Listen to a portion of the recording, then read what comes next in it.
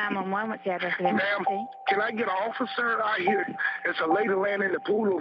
Is she awake? No, ma'am. She's at the bottom of the pool. You don't want to jump in and try and get her out? Well, ma'am, she dead. Are you with the patient now? Ma'am, she got some kids. I don't know where the kids are. Okay. I don't know nothing. Okay, I just need you to stay right there. Yes, ma'am. All right. I'm in Golden Eagle. Golden Eagle is a pretty upscale, prestigious neighborhood in Tallahassee, Florida. And a body being found in a pool, that's not something that we typically encounter. The Tallahassee Fire Department responded, but she was pronounced deceased almost upon arrival at the hospital. The 911 caller is Gerald Gardner, a maintenance man who works at the home. He tells investigators that the woman in the pool is 38-year-old Samira Frasch, a former model, married to a successful doctor, Adam Frasch. The couple has 2 young daughters, ages 10 months and 2. Adam and the children were not at the house. So this case kind of took on 2 prongs immediately. We have to locate them, and we had to investigate a drowning. After you walk through the residence, you can enter the pool area, and the pool had a ledge, and there was a hose coiled up and then kind of draped over the ledge. You see a woman's flip-flop is laying underneath a hose.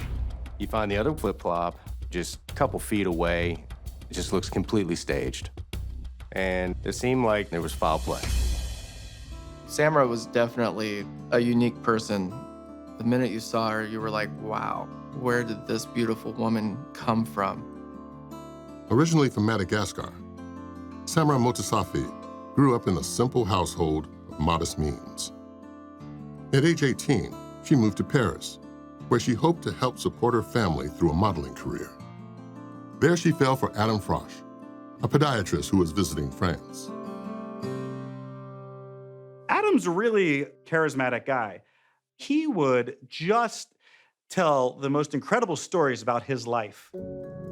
3 years after they met, Samira married Adam and later followed him to his hometown of Tallahassee. Investigators begin questioning potential suspects, One shoe of hers in the pool. including the man who found Samira in the pool. And then I looked again, there was Samira laying right there, and then I got scared. You know, when I noticed it was her, I got scared and took off. And I went and called the cops.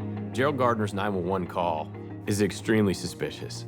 Dispatcher asked, will you get in the pool and get her? No, nope, not doing that. Gerald, he actually explains, he's like, you're not putting my DNA on her and making me a suspect in this case. Because I was scared, I didn't know what was going to happen. You can tell a lot by a person's voice. And in that demeanor and how Gerald explained the 911 call, he was very credible. We were able to rule Gerald out as a prime suspect in the case. As time went on, you could tell that Adam and Samira were starting to fight a little bit more. And these weren't quiet battles. These were yelling and screaming matches. The marriage deteriorated. And at the time of Samira's death, she and Adam were in the midst of a contentious divorce. She was awarded custody of the children. He's kicked out of the marital home. There was a court order in place. Adam legally was not allowed to possess or have custody of those children. We were able to locate Adam Frasch and his 2 young daughters at a residence he owns in Panama City, Florida. At that point, nobody asked Adam a question. And he goes, is this about my wife? Is she dead? That was extremely suspicious. We knew she was dead, but how did he know? We arrested Adam on interference with child custody. A couple of investigators sat down with him. He was willing to talk. The first question is obvious. How did Adam already know about his wife's death? And when my friend called me Kendall and told me, that's how I kind of knew. Adam tells us that I heard from my friend Kendall that there was a death investigation at my house.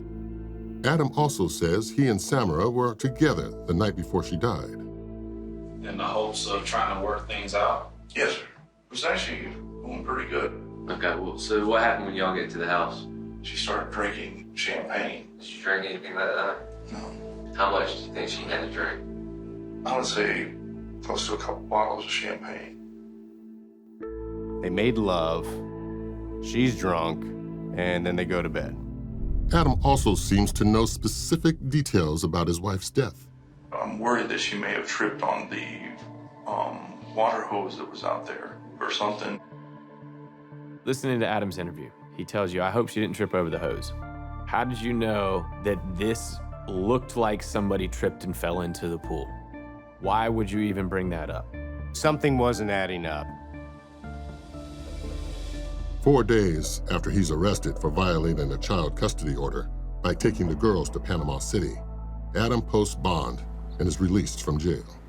Then, 3 weeks after Samira's death, the medical examiner completes her report. The autopsy confirmed what we believed. This was a homicide.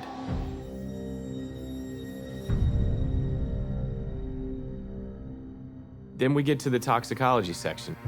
For Newland, one detail is especially striking. There's no alcohol in her system. You flash back real quick and you go, wait a minute. Adam said something different. How much do you think she had to drink? Close to a couple bottles of champagne. Another thing we learned from the medical examiner's report is that under Samira's fingernails was Adam's DNA. Detectives had spotted a scratch under Adam's eye that he blamed on his 10-month-old daughter. Once we found that there was DNA under Samira Frasch's fingernails, it certainly seemed to add up that she had scratched him. Put everything together, Adam is the prime suspect. We felt we had the right person. There's one crucial question the autopsy can't answer. Those findings did not include a time of death. That's because the temperature of the pool, it was quite cold, interfered with the decomposition of the body in such a way that the experts were not able to determine how long it had been since she'd been murdered. The uncertain time of death is a problem for investigators, especially since a neighbor claims he saw someone resembling Samira around 10:30 on the morning of the murder.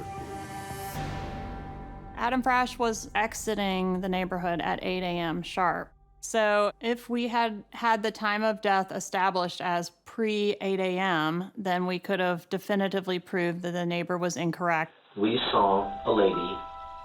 It wasn't until a neighbor came up and said, I think I saw somebody at that house, that the case took another turn. Maybe the neighbor had the day wrong. That's something that's very common in criminal cases and in life, that people misremember days, they are mistaken. And they don't mean anything wrong by it. After reviewing all the evidence, the state's attorney's office believes it has enough to move forward with the case. Nearly 9 months after Samira Frasch was found dead in her pool, police arrest her husband for murder. 2 months after Adam's arrest, detectives get a huge break, courtesy of Adam himself. Adam is incarcerated. He starts having a conversation with another inmate, Dale Folsom. Dale is a 40-time convicted felon.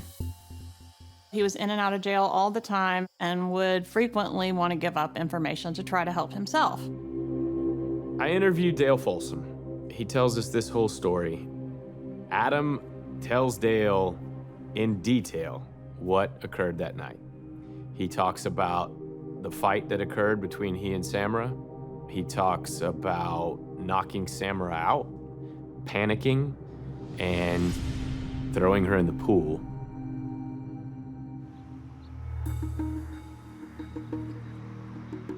Nearly 3 years after Samira Frasch's body was found in her pool, her husband, Adam Frasch, stands trial for her murder. Everybody be seated, please. The prosecution calls jailhouse informant Dale Folsom to the stand. Have a seat. Have you ever been convicted of a felony or crime of dishonesty? Yes, ma'am, about 40 times. 40 times? If you have a witness like Folsom, you have no choice but to acknowledge that the witness is not inherently credible. That doesn't mean they're incapable of giving valuable information. Your reward for this story was you got out of jail. Isn't that true? I don't feel like it was a reward. I just told what any citizen should have done. Well, you got out of jail. All right. The defense attacks Dale Folsom's credibility and pounces on the other major vulnerability in the state's case, the uncertain time of death. The defense calls a key witness who describes what he saw the morning Samira Frasch was murdered. When you walked by between 10:25 and 10:45, did you see anybody in the driveway of that house? We did. And who did you see, or what did you observe? I saw a woman, African American, tall, dark hair, thin. Matt Christensen just was unshakable that he had seen this person that looked like Samira Frasch. He placed Samira Frasch as potentially being alive, while Adam Frasch would have been en route or in Panama City. I'm 100% sure that I saw a woman in front of that house during that time frame. Mr. Christensen? During cross-examination, the prosecution challenges the details of the neighbor's story. And the person that you saw, you don't know if that was Mrs. Frasch or not? I do not. We genuinely believe that Mr. Christensen wasn't doing anything nefarious, that he just misremembered, that he was misremembering maybe a different date. Adam himself does not take the stand, and the defense rests its case. After 4 days of testimony, the jury retires to decide Adam Frasch's fate. After just 90 minutes, the jury is back with a verdict. Everybody be seated, please. My heart dropped to my stomach. Like, what does this mean? I've had misdemeanor DUI trials that had longer deliberations than this case. State of Florida versus Adam Frasch. We, the jury, find as follows. As the indictment, the defendant is guilty of first-degree murder. It was awesome when I heard the words guilty. It was just great to see justice done for Samira after so many years.